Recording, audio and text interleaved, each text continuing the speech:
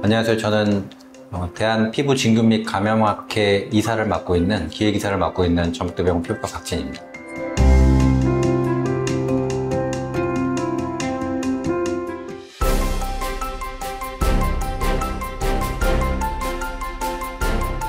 오음은 오음 진드기라고 하는 이제 기생충에 의해서 매개되는 이제 피부 전염병의 하나이고요. 이제 심한 가려움증을 유발해서 환자들의 이제 수면장애라든지 삶의 질에도 영향을 주고, 또 이게 전염력이 굉장히 높기 때문에 주변에 있는 건강인한테까지 감염이 잘 되기 때문에 이제 좀 사회적으로 좀 문제가 되는 그런 이제 감염병이라고 보시면 되겠습니다. 앞서 말씀드린 대로 오음이 아무한테나 걸리는 것은 아니기 때문에 주로 잘 걸릴 수 있는 환경, 그러니까 예를 들어서 요양시설이나 집단 거주시설 같은 곳에 오랫동안 이제 누워있는 그런 환자들이 좀 고위험군이라고 보시면 될 것 같고요. 이제 그런 환자들과의 접촉이, 밀접한 접촉이 있는 경우에 그런 고위험군 환자에서 일단 의심을 해야 되는데, 그런 사람들이 일단 야간에 밤에 심해지는 가려움이 계속 있다. 근데 이게 가려움이 일반적으로 뭐 피부과나 이런 데에서 치료하는 그 알러지 약, 알레르기 약이라든지 이런 약을 먹고 바르고도 개선이 되지 않고 계속 심해지거나, 그리고 주로 이제 이 피부병변이 잘 발생하는 부위가 있거든요. 주로 손가락 사이라든지 뭐 손목의 내치기라든지 뭐 배꼽 주위나 사타구니나 겨드랑이나 이런 데 잘 낫지 않는 병변이 있으면 이제 지연하지 말고 바로 피부과에 내원하셔서 진찰을 받아보시면 좋을 것 같습니다.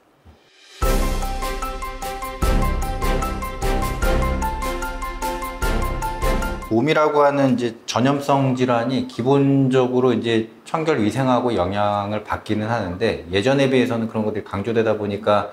이전보다는 많이 줄어들어 있는 건 사실입니다. 노인 인구가 증가되고 이런 집단으로 거주하는 요양병원, 뭐 요양원뿐만 아니라 이제 이런 거주시설이 늘어나면서 거기에 이제 거동이 불편해 있는 이제 누워 있어야 되는 환자들이 많고, 또 이런 환자들이 같이 입원을 많이 하고 있기 때문에 접촉이 서로 이루어지고 또 사용하고는 물품 자체나 이런 것들이 또 공유가 될 수 있어서 아무래도 기본적으로 이제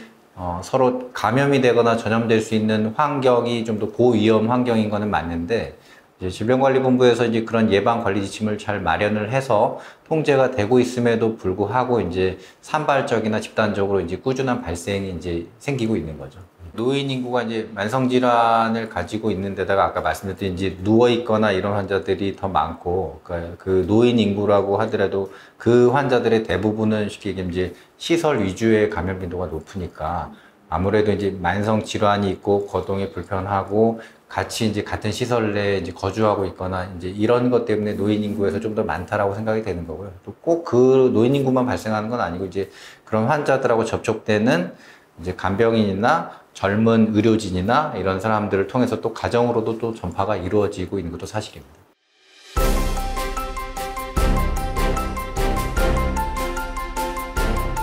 전염의 정도, 파급력이라든지 이런 걸 봤을 때 저희가 이제 오음이라는 게 굉장히 이제 다른 사람한테 전염시킬 수 있는 감염력이 높다라는 부분들도 있고, 또 다른 하나가 이제 시대적인 상황에서 이제 코로나 바이러스 감염의 팬데믹이 있던 시기에는 사실은 이제 서로 접촉이나 요양병원에 방문이 좀 기회가 줄면서 오음 환자의 발생률이 좀 일시적으로 좀 감소된 경향이 있었는데, 다시 이제 그 코로나 바이러스 감염에 대한 그런 격리가 해제되고 다시 이제 왕래가 잦아지면서 오음 환자들이 다시 좀 발생이 좀 급증하거나 늘어날 수 있는 그런 이제 개연성이 있기 때문에 저희가 이제 그런 전염병들에 대한 위험성을 이제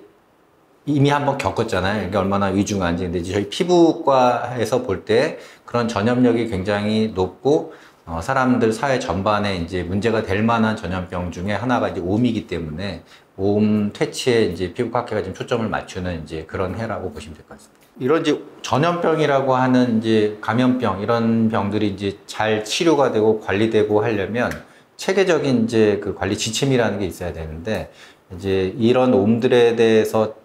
그 국내 현실 여건상 아직 이제 적절한 진단이나 이제 최적의 치료들이 좀 이루어지지 않는 부분들도 좀 있는 것 같고, 그래서 이제 그런 관리 지침들이 이전에 있었음에도 불구하고 잘 지켜지지 않는 분들도 있는 것 같기도 하고, 그래서 이제 이번을 계기로 이제 한국인의 오음을 좀 관리하기 위한 뭐 진단 부분이나 진단이나 예방 관리를 좀 체계적으로 하기 위해서는 어떤 표준화된 지침만이 있는 것이 도움이 될 것 같다라는 이제 그런 차원에서 이제 그런 표준 임상 진료 지침을 마련하게 됐습니다.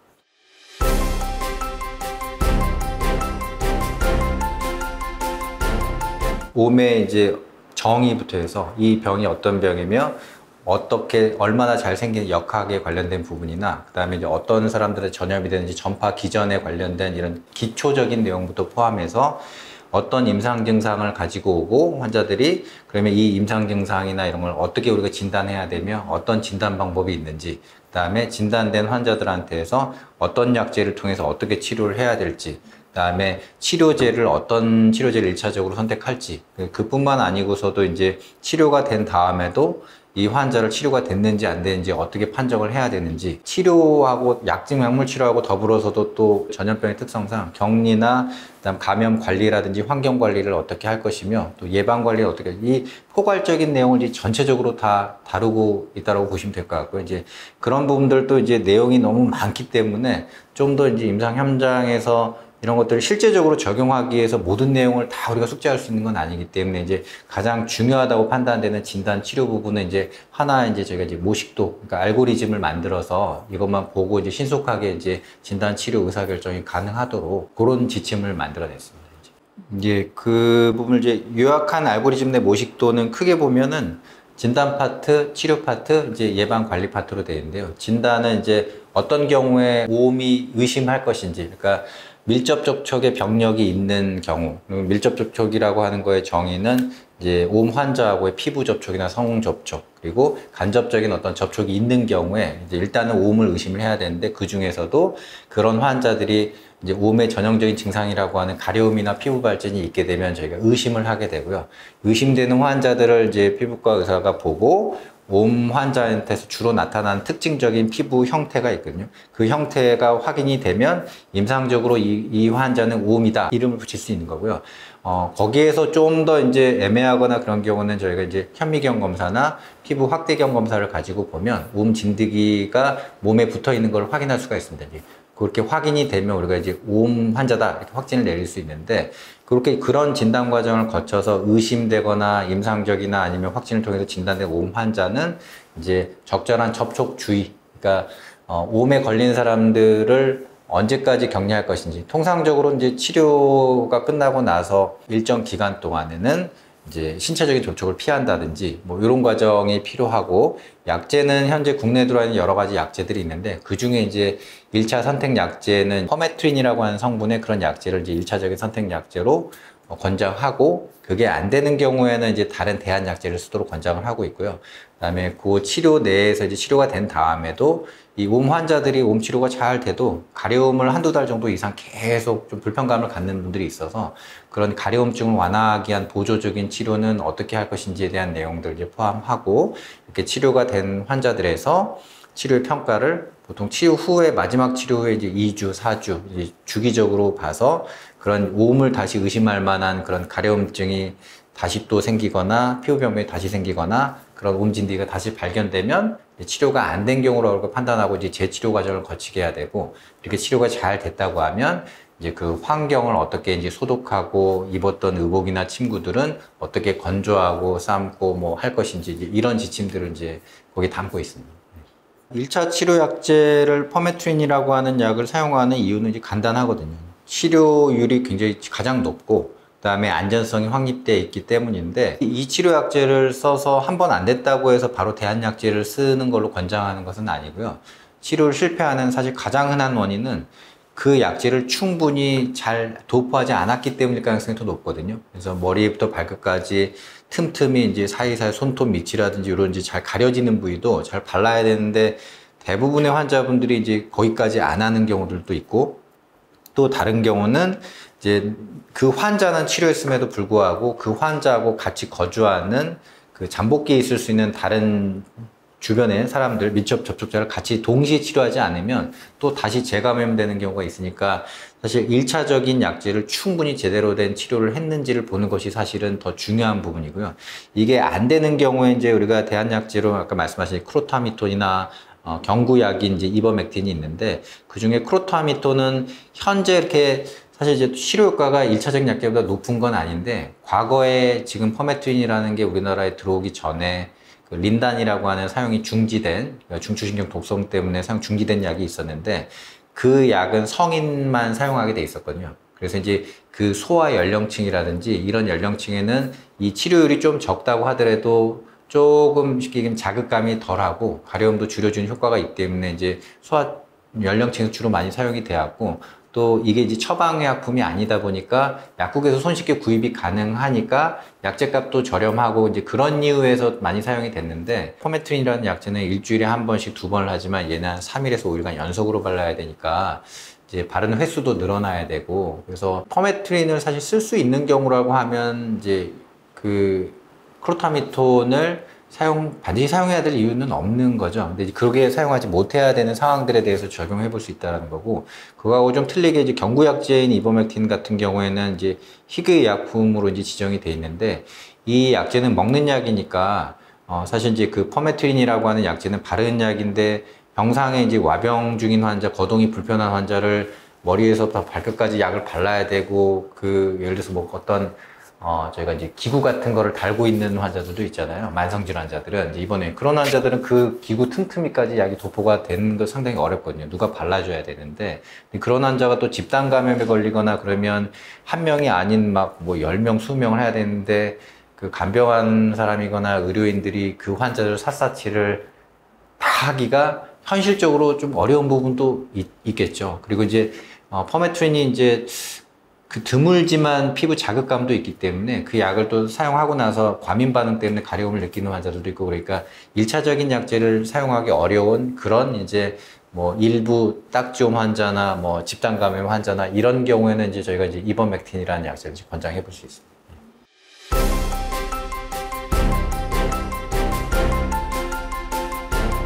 이게 이제 여러 가지 내용들이 포함이 되는데, 결론적으로는 이제 그런 오음을 선제적으로 오음이 증가되는 상황을 미리 막기 위해서 어떻게 적절하게 치료하고 관리할 것인지에 대한 그 부분을 담고 있는 거고요. 여러 파트로 나눠져 있는데, 크게 보면 정보 교육 파트가 있어서 이제 오음이 어떤 질환이고 어떻게 관리해야 되고 이런 이제 내용들을 담은 그런 이제 홍보물 제작이나 홈페이지 제작이나 그런 이제 그런 것들에 대한 이제 정보를 제공하는 파트가 하나 있고, 그다음에 저처럼 이제 학술분과에 포함이 돼서 오음에 대한 어떤 역학적인 데이터베이스를 구축하고, 그다음에 어떻게 치료를 해야 되는지에 대한 이제 이런 진료 지침을 만드는 그런 이제 학술분과가 있고, 또 더 중요한 또 다른 한 축은 이제 제가 이제 요 대외 협력하는 분야가 있어서 이 부분에서 이제 많은 이 요양병원이라든지 이런 그 기관들하고 제가 업무 협약을 맺어서 거기에 있는 환자 병원들하고 매칭을 해서 거기 있는 환자들에 대해서 방문 진료를 하거나 비대면 진료를 하고 가서 교육을 해주고 하는 이제 이런 파트들이 있고요. 그다음에 피부과 의사회라고 하는 이제 피부과 전문의들이 있는 속해 있는 단체하고도 많이 그분들이 도움을 주시고 해서 피부과에 이제 대학병원뿐만 아니라 개원과에 있는 많은 피부과 선생님들이 이 사업을 위해서 굉장히 많이 지금 참여를 해주고 계십니다. 올해 상반기부터 계속 그런 구축 사업을 해왔고, 이제 가장 이제 중요한 이제 우리가 캠페인이라고 하는 행사는 이제 국민건강의 날이라고 하는 캠페인을 통해서 대외 홍보 작업을 펼쳤고요. 그러니까 그 개별 사업은 사실 이제 어떤 일정이 딱 정해진 게 아니라 지금 이제 계속 진행을 하고 있는 상황이거든요. 예를 들어서 이제 저 같은 경우도 이제 지지난주에 저희 병원 근처에 있는 이제 그런 요양시설 같은 데 방문해서 교육을 하고 환자들이 있는지 진료를 하고 그런 환자들이 있는지를 평가한 다음에 또 다시 나가서 이제 관리가 됐는지 하고, 이게 이제 각 개별 그 매칭이 돼 있는 피부과 선생님들이 다 각자의 일정을 가지고 이제 그런 일을 계속 수행하고 계십니다.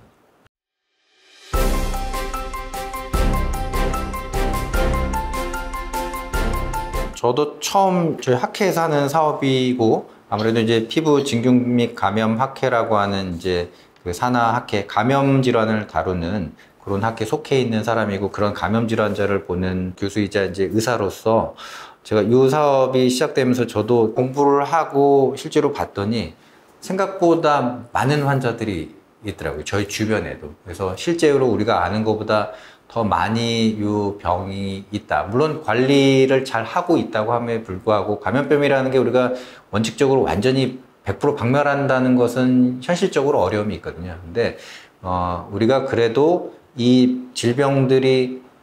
너무 파급되지 않도록 관리를 한다는 것은 체계적인 관리 체계를 유지해 놓는다는 것은 이제 중요하다고 생각을 하는데 그 일환의 하나로 이제 이런 우음에 대한 진단과 치료를 위한 이제 임상 진료 지침을 이제 제가 마련하게 되는데 이게 뭐 짧은 기간이었지만 그래도 나름대로 최선을 다해서 어떤 근거를 기반으로 했고 전문가들이 많이 이제 도움을 주셔서 이제 합의 과정을 거쳐서 만들어낸 가이드라인이라고 생각을 하는데요. 그래서 네, 아무쪼록 이제 저희 의도대로 목표한 바대로 이 임상 진료 지침이 이제 오음 환자를 관리하시는 그런 이제 의료진들이나 간병인이나 병원들이 잘 좀 활용을 많이 이제 해주셔가지고 이게 오음이 어느 정도 체계적으로 관리가 될 수 있는데 좀 도움이 됐으면 좋겠다라는 생각이 들고요. 그다음에 지금 피부과 학회에서 하는 여러 가지 사업들이 이제